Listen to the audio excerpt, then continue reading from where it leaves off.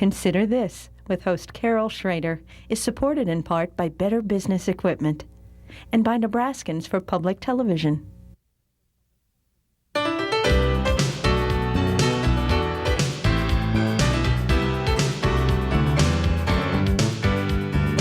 Consider This, a news and information program recorded on the campus of the University of Nebraska at Omaha. From the Fireside Lounge in the Milo Bale Student Center, here is your host, Carol Schrader. Hello and welcome back to UNO and to Consider This. I have a great pleasure today. Not that most of my shows I don't get to meet the nicest people, and so I'm really the lucky one, but I am really happy to have my guest here today. Her name is Natalie Brown, and in officialdom she's Natalie E. Brown, because the U.S. State Department probably uses a lot of initials. True.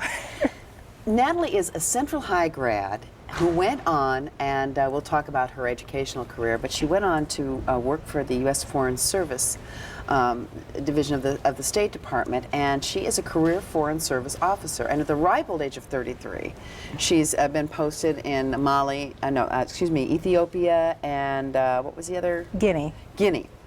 And she's done numerous big assignments stateside. And Natalie, welcome. Thank you. You know, it's kind of cool because you are here the year Central High, your alma mater, is celebrating its 100th anniversary. And I know that you earlier today went to talk to the students, and I'm sure that they're making an effort to celebrate their history and their graduates. And they must have been pretty proud. But what's it like at the ripe old age of 33 to go back with everything you've done and look at these kids and say, I was there once? I was speechless. It was great to be back in Central and to see that on one hand the building is the same, you know, students, everything looks the same, but there are new computers and so many more resources, and so that was inspiring as well. But I spent the morning at Central, really enjoyed it. It was nice to be back, nice to talk to students. One of the reasons I went back was, as you know, the State Department now has a program that Secretary Powell initiated called Hometown Diplomats, and trying to take advantage of Foreign Service and Civil Service officers going back home on vacation, to have them speak to audiences, to talk to the media, to speak to various clubs, to go back to schools, and inform people a little bit more about foreign policy, international relations, why the State Department is important, why it's essential that every American know a little something about foreign policy, and also, you know, just to inspire other people to consider this as a career option. I know when I was in high school, I always had an interest in languages. When I was 16, I would have never envisioned that I would be a U.S. diplomat like I am today. It's amazing because I remember when I was in school, career options for women were generally nurses and teachers, and maybe you could be a scientist, you know, and they'd put you back in the lab somewhere. But there were so many non-traditional ones. But even now, with the array of things that young women and young men sort of crossing over the traditional boundaries, State Department is probably not generally on the list that they're considering. Well, unfortunately, I don't think it's on a list for a lot of people. I was telling the students this morning, very often when people ask me what I do, and I say I work for the State Department, they say, State Department of what? State of what? Transportation. You know, they're not thinking the federal government, they're not thinking of the senior cabinet agency, and especially I think in the Midwest, since we're so far removed at times from what's going on around the world. That's not in their mind. And when I say that I'm a Foreign Service officer, most people hear forest service, and they ask me about putting out fires. Well, I'm sure you've put out a few fires, but of a totally different nature. The world of world politics and culture differences and that, you must have had a lot of eye-opening experiences. Not because we're better or they're better, just because of culture differences. You were in Ethiopia, you were in Guinea. They obviously give you a little prep ahead of time as to what these places are going to be like. But when you walk in and you say, I am representing the United States of America here, are you always given a warm reception? Not always. I think America is, you know, as close to the indispensable power in the world today. And I think there are a lot of countries where they still warmly welcome Americans and our values and everything that we can bring to the table. But sometimes people see the U.S. as a little bit heavy-handed, and we're not always welcome, but for the most part, I think in my travels, I've been warmly accepted as an American. American diplomats have incredible access to government ministries in most countries. American diplomats were very active overseas within the diplomatic community. We have excellent relations with most of our other countries. We work closely with the Brits, with the French, with the Belgians, with the Germans, and we are actually recognized as a leader on various issues. In my experience in developing countries working on democratization, we worked closely together, and everyone always looked to the U.S. for kind of leadership as to how can we help this country advance. Is Ethiopia and Guinea, are they considered, you know, there's first world countries, and down to third world countries. What are those two countries? And They're developing countries. They're I mean, developing they're considered nations. Third world countries, yes. But being a superpower is a double-edged sword. I mean, there's certain resentments to how we say you have to do these things if you're going to become self-sufficient, improve your democracy, and yet we don't always. We talk the talk, but they think we don't walk the walk sometimes. You know, that we like kind of telling you how to do it, but maybe we don't pay attention. You know, human rights is an issue. We talk about certain things.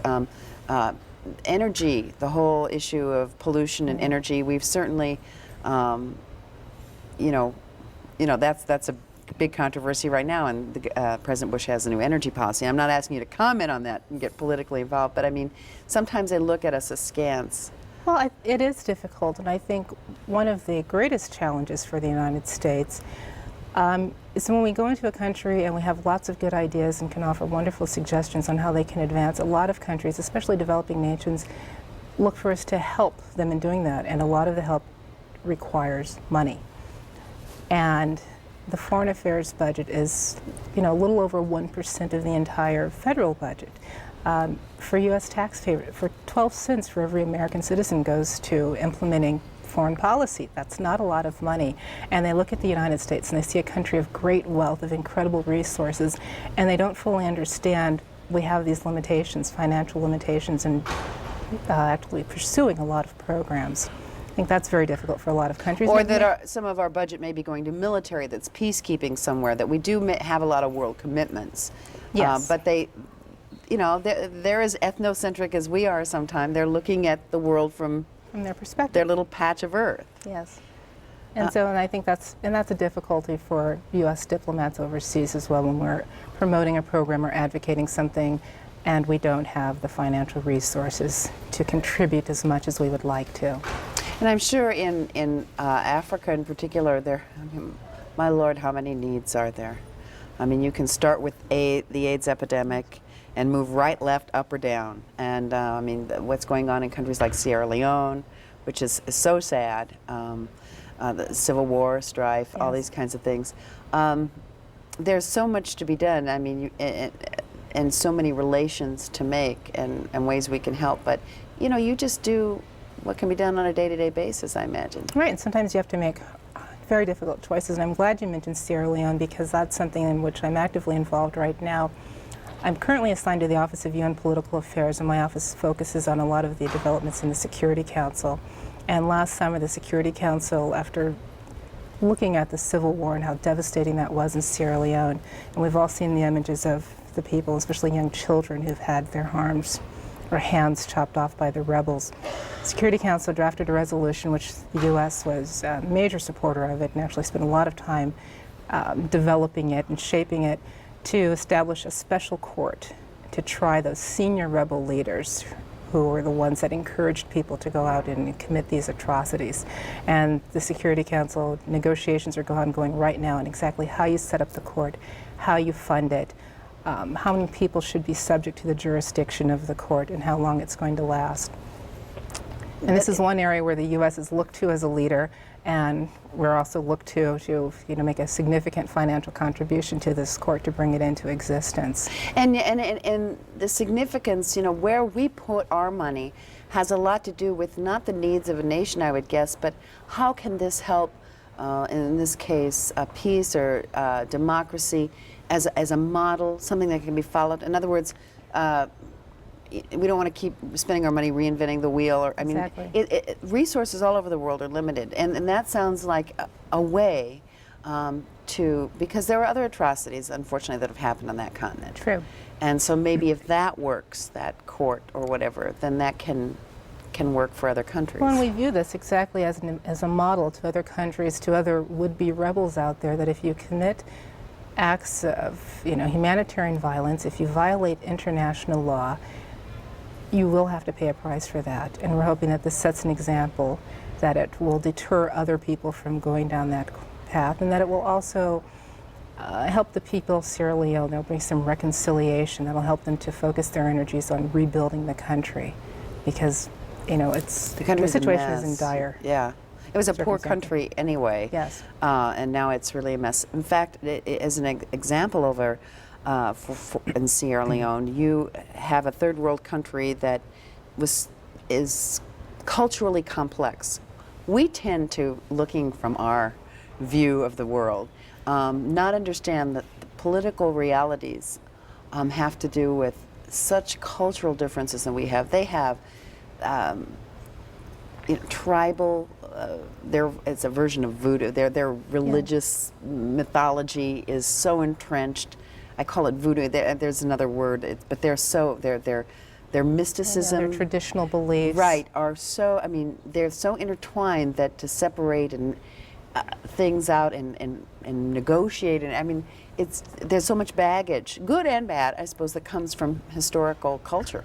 And I think one thing that may be difficult, not only for the U.S. government, but for Americans to understand in journals, we're fortunate. Our democracy has been stable. We've had some challenges. There have been some hard periods, but for 200 years, we've had a stable, democracy. There are so many countries out there that are just so incredibly fragile. I think of 10 years ago when I was in West Africa, I went to Sierra Leone on vacation. They had incredible resorts, and that's where we went. And to think now that those resorts no longer exist, that the government is just, barely holding together, that there's so many people who survive every day on so little. It's very difficult to put all that in your mind, to put it all together and to try and devise a strategy on how to help make the situation better when there's so many challenges they have to face every day. I would be remiss if I didn't mention that your mother, who is sitting on the set here with us today, is, in addition to being your mother and the mother of your sister, had a career in the nursing profession in corporate Omaha. Your father, who has since passed away, was an Omaha police officer for many years. 27 years, almost I 3 believe. decades. You are, and I would be also remiss to not, and this is real, do you bring this up or not?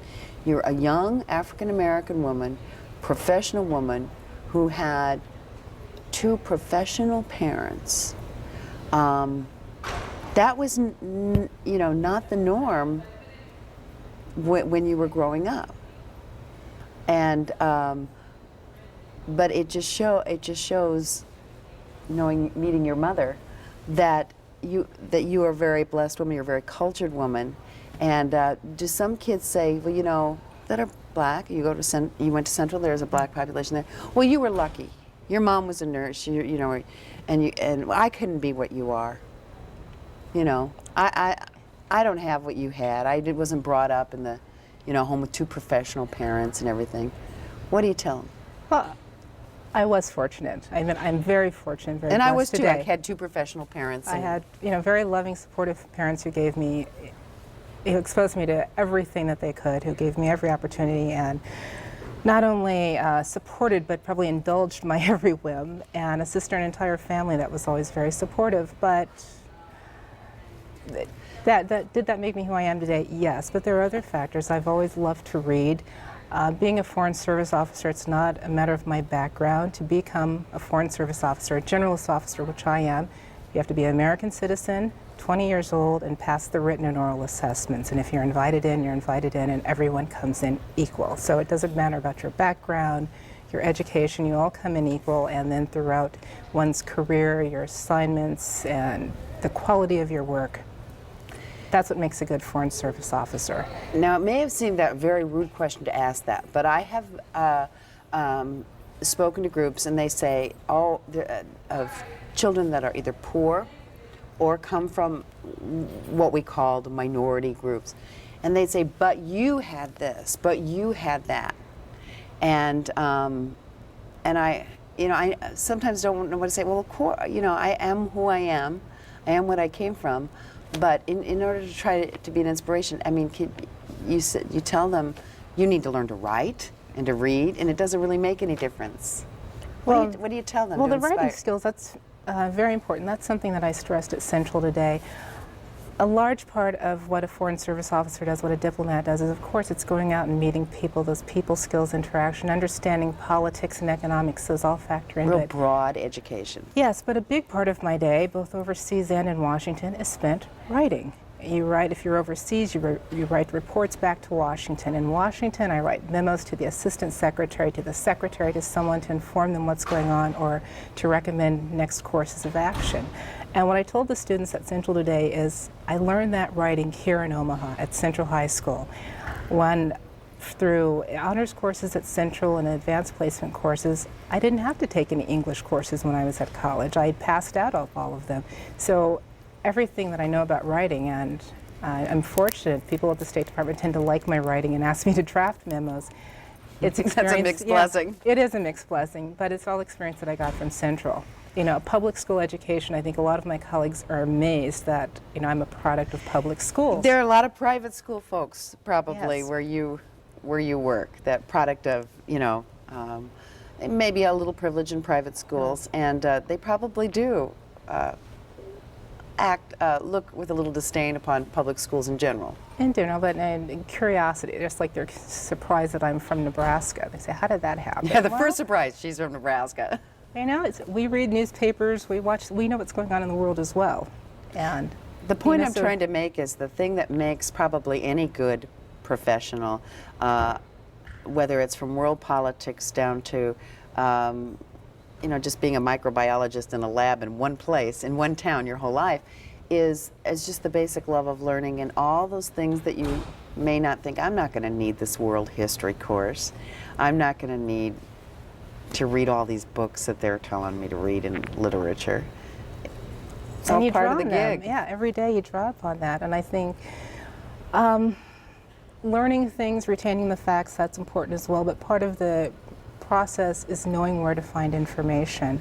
And I think sometimes students forget that, and they expect, when they learn something, they expect that they're supposed to have it at their fingertips at all times. I don't remember everything I learned in school, but when I know where to go to look to find the information. So, and I think that's There's an so very much you important have skill. that does have to be up there, sort of general knowledge, the writing. There is a lot of general knowledge, but I think equally important is knowing whether if you're going to the library or on the internet now, how to find the information that you need and to do it quickly and effectively. Your undergraduate work is from the Edmund A.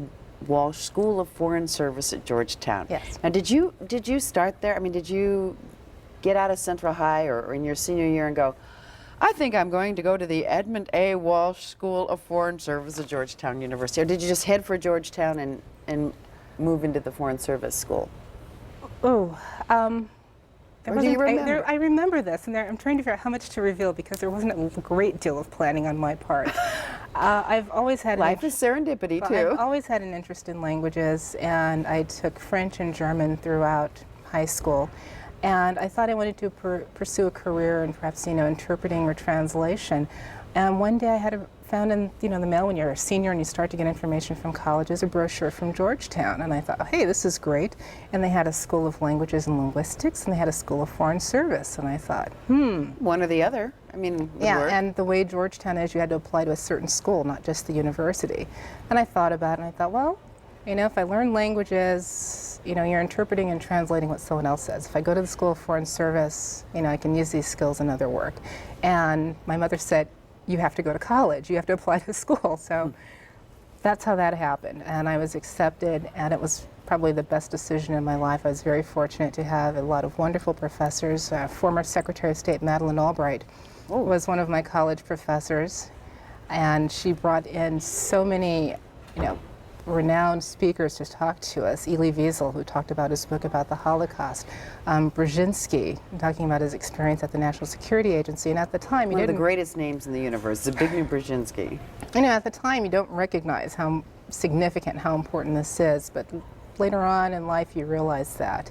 And one of my former, well, a dean at Georgetown was a former State Department official, former U.S. ambassador to Gabon, and he encouraged all students to take the exam, assisted us in preparing for it, and was very supportive. And I can tell you the first year I decided to take the exam, it was my junior year, and the only requirement, as I mentioned, to be 20 and a U.S. citizen.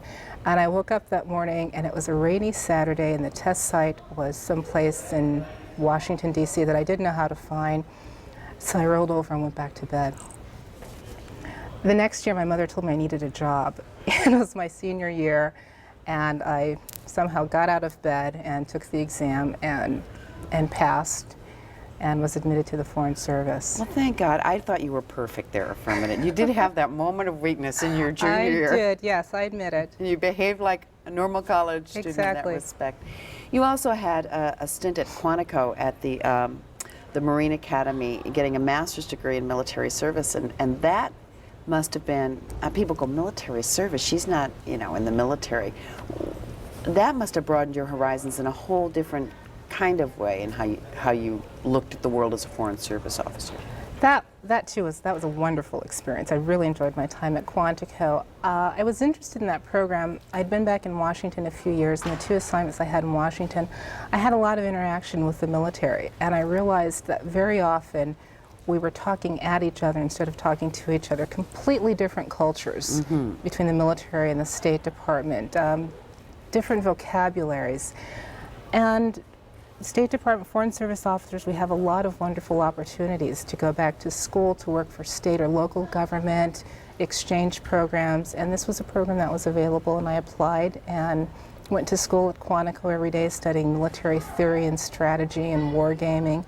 And it was an extremely useful experience because I understand now how the military plans for things, and I understand better when I was working in the operations center, which is kind of the 911 of the department, why at 3 o'clock in the morning they would call us looking for a particular piece of information, and our normal response was, can't you call back at 9? Or, yeah, why do you need that? And I understand their long-term planning and how they prepare for these things and why they need that information. And at the same time,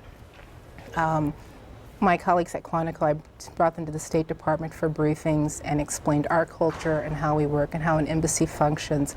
And so I think we both gained from the program, and I made a lot of great friends as well, and we're still in touch. And all those Marines. All those Marines. You can't beat that. We're in this quandary in Nebraska where we're worried about losing our best and brightest. And you are obviously one of our best and brightest. And you had to go away to do what you wanted to do. If you want to interpret in even your original thought, interpreting in languages and everything, multiple languages, maybe Omaha wouldn't be the place to do it. Nebraska wouldn't necessarily be the place to do it. So I kind of greet you with mixed emotions. We didn't want to lose you, but this is part of the reality of educating our people about these options in the world. And so you go to Central, and what questions did they ask? Oh, they wanted to know about life overseas, about threats. I mean, I think everyone is concerned about terrorism. They wanted to know if I'd been in any dangerous situations overseas. Very interested in languages, how you develop language skills. Do you have to have these skills, or do you come in with them? I entered the Foreign Service proficient in French and German, but before I went to Ethiopia, I went to school for 6 months to learn Amharic. So, what is that? It's on your resume. Where do they speak Amharic? They speak Amharic in Ethiopia, and I think Washington, D.C. has the next largest population of Ethiopians, and so I'm able to use it in Washington a lot. Well, that's good. Yeah, it's fun. Keep your skills up. Raises eyebrows when I meet someone and greet them in Amharic. Well, just for the record, what is it you're doing now in Washington? You're posted? Well, I'm currently assigned to the Office of UN Political Affairs, and my office follows everything that's going on in the United Nations Security Council. We have a mission to the United Nations, and we provide guidance to our mission, exchange and correspond with them. If an issue is coming up and they need guidance, what is the U.S. position on that? Our office researches that, coordinates it within the State Department or among other federal agencies, and provides that back to the mission there. what do you want to be when you grow up? I don't know. I ask myself I that mean, question someone a with your lot. background and everything, and you probably have developed over the years an interest in politics and just, I mean, how the world works. I mean, that's what you do. It's how the world ticks. Maybe it's just one country in our country and how they relate, but the rest of the world operates in more relation to the countries around it than we do. We're just the big old United States. But, is this something you want to stay in, or I won't tell your boss. Yeah, no, when I first joined the Foreign Service, when officers come in, we come in as junior officers, and you have it's about a 5-year probationary period where you wait to be tenured. And in order to obtain tenure, you have to demonstrate, proficiency in a language. There are certain jobs that you have to do and demonstrate that you're capable of serving a full career span as a Foreign Service officer. And I thought, we'll see what happens after 5 years. 5 years came and went, and I said, okay, I'll wait for the 10-year mark. Well, it'll be 11 years on Sunday. I've passed the 10-year mark. I'm thinking, boy, now I'm halfway to retirement. And it's a great job. I can't imagine doing anything else. I don't know what else I would do. Well, you can always retire and then do something else. If you're halfway to retirement, what the heck? Or, maybe great things. Maybe you'll be. Maybe they'll let me stick around a little longer, but. Maybe you'll be the 5th or 6th successor to Colin Powell. Speaking of Colin Powell, I guess I don't know if I would expect you to be honest because you have bosses, but what's the reception in the places you've been and the diplomats you've talked to from other countries to Secretary of State Powell? Everyone, I think, other government officials as well as within the State Department has been extremely receptive to the appointment of Secretary Powell. Honestly, within the State Department, I think there was a bit concern initially because of his military background, and we think of ourselves so different, but he's shown a genuine interest in the officers. I wouldn't be here today if it weren't for Colin Powell and his Hometown Diplomat program. There are little steps that he's taken to improve the functioning of the State Department to make things more streamlined, to support the officers. He's trying to increase the foreign affairs budget, has testified on the Hill. So it's been very good for the State Department. And I think in our contacts overseas admire his directness. It's very clear what he stands for. He's the and gentle he makes giant. those points. Yes. And so it's been nice. It's different, but it's nice. Well, I just want to thank you for being with us today. We've been talking with Natalie Brown, a career Foreign Service officer with the U.S. Department of State, and that's not state of Nebraska, state of Iowa. That's the United States Department of State, the State Department. Just for the record, in case someone tuned in late and didn't know what we were talking about. Hey, thanks for being with us today. Thank you, and I think for anyone interested in the State Department as a career, and not only do we have political officers, which I am, but doctors and administrative specialists. You can find information on the internet. Yes. All these young kids, check out the net. And you can find us on the net too. Try UNO TV at unomaha.edu. Thanks for joining us. Thanks, Natalie. Thank you.